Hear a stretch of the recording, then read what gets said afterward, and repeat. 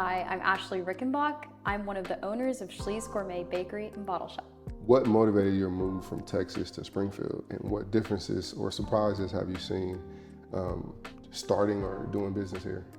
Coming from Austin, Texas, that's another capital city, so being in Springfield, I came up here and visited for the first time about a year and a half ago and saw the big differences, of when you think about Austin, it's a very robust network of crazy different bars and also coffee shops. It's just got that culture there.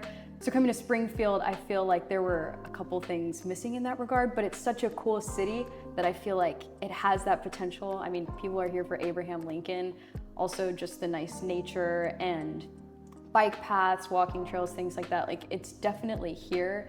And that's something that I thought I could bring to the table being in Austin. And frankly, with there already being so many different cool places in Austin, I thought, where could I stand out and bring that to a city? And that happened to be Springfield, Illinois. What first drew you to the world of pastry or culinary arts? Yes, so during COVID is when I started baking. I feel like that's a fair answer that a lot of people can agree with. You have more time on your hands. You're at home a lot. So that's when I started getting into croissants and breads and things of that nature. At that point, also, I had started to try to eat cleaner or with cleaner ingredients. And so bringing that into the world of pastries has been, a challenge in itself. And I think we've seen that even here and doing the kitchen build out and all the different things that we have to consider to be the place that makes everything from scratch. I enjoy eating the breads, I enjoy making the breads, and so being able to bring that to people here in Springfield and also finding the right group that can appreciate that. Have you always been passionate about baking? Yes. Yeah, I have.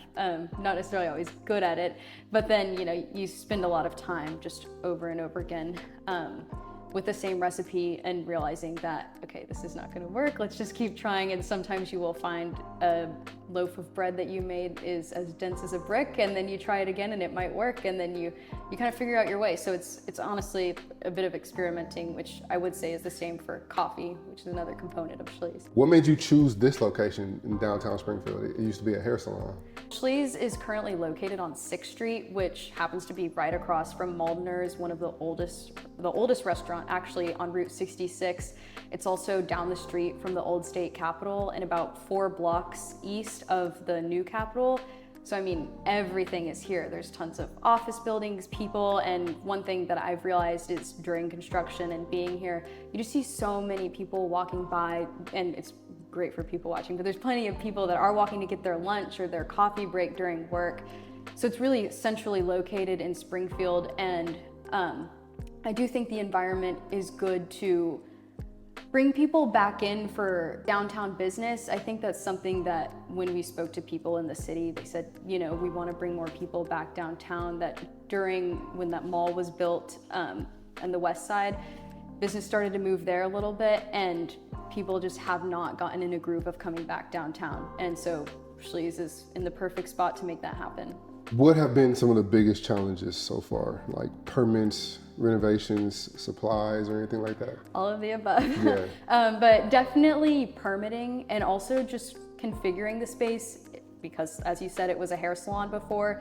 So it was a matter of how can we put a kitchen that we can be doing pastries and even just the coffee bar, all the water that's needed for that versus, the hair salon that was here before. So I would say figuring all of that out, and also just the process of licensing. That takes so much patience, and I have learned an incredible amount of patience during this entire process. And then frankly, it's more so the supplies end of things that hasn't given me too hard of a time, but it's definitely about having patience with, I would say 85% of the things are not in your hands, and about 15% of things you can control when you're starting this out. Do you have plans for community involvements, like events or partnerships? Yes, so one specifically, we actually met them a year ago at a pickleball tournament, was the James Project. They host the one that's at the courts at Isles Park. And when we spoke to her about Schlee's, she thought, that's great. They want to open and have a fundraiser in here, just closing off a private event and help to raise money for the James Project, which is about fostering.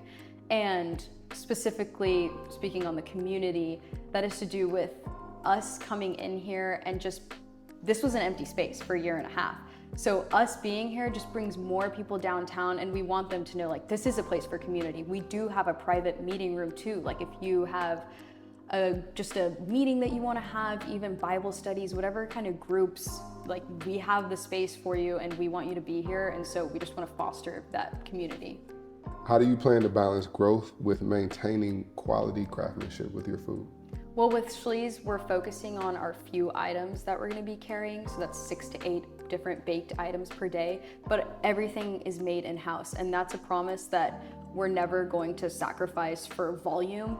We want everything to be made of the highest quality, something that we're proud of. And with Schlee's, we only have our one location. There's no Schlee's West Side or North Side. We just have Schlee's downtown, and we're gonna focus 100% on that. It's a similar story with our wine. We're only going to have these boutique producers that when you go into Binny's, you're not gonna find there.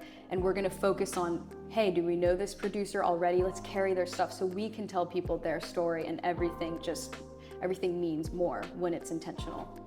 I want Schlee's to be a warm and inviting place for people to come and to just enjoy either their coffee, pastry, wine, or have it be a great place to meet their friends or even have a business meeting here.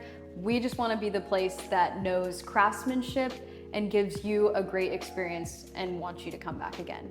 Where you are right now is our main dining area, so we have some seating along the side, and then this is where all of the coffee magic happens. This is our very special friend. It's our Nuova Simonelli Appia Life.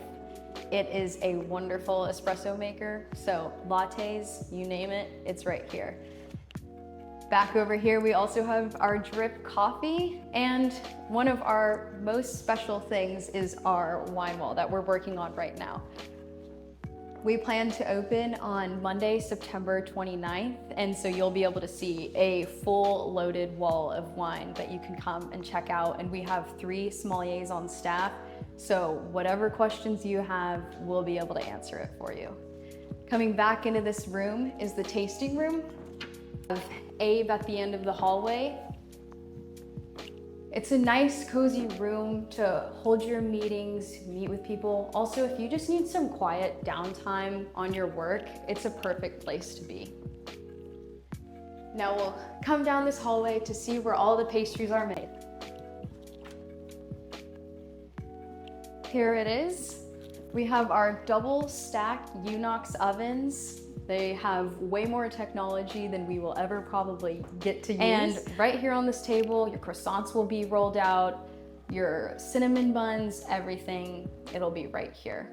What are you doing for sustainability and food waste and packaging? So I think a big part of that is the fact that Schlee's is focusing on a small variety of pastry and knowing how much we're gonna sell in a day. We're not planning on having second day old croissants. Everything that we make will be sold that day. And because we're keeping track of that quantity, we won't necessarily be dealing with food waste. As for the coffee aspect of things, we want to bring back having that actual glass or ceramic mug in store when you enjoy your coffee. And so we won't be handing out as many plastic cups, and when you're sitting in store, you'll have the glass mug. And if you need it to go, we'll still have that option for you, but that helps us put less plastic out into the world.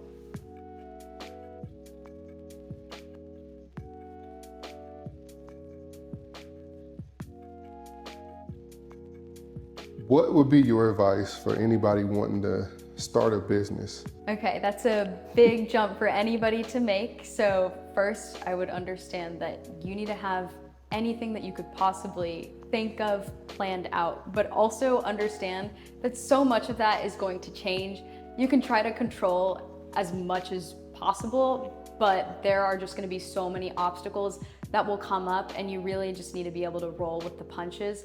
With that also, make sure it's something you're 100% passionate about, because as long as there is that passion, you can deal with those obstacles that do come up. But those are the biggest things I would say.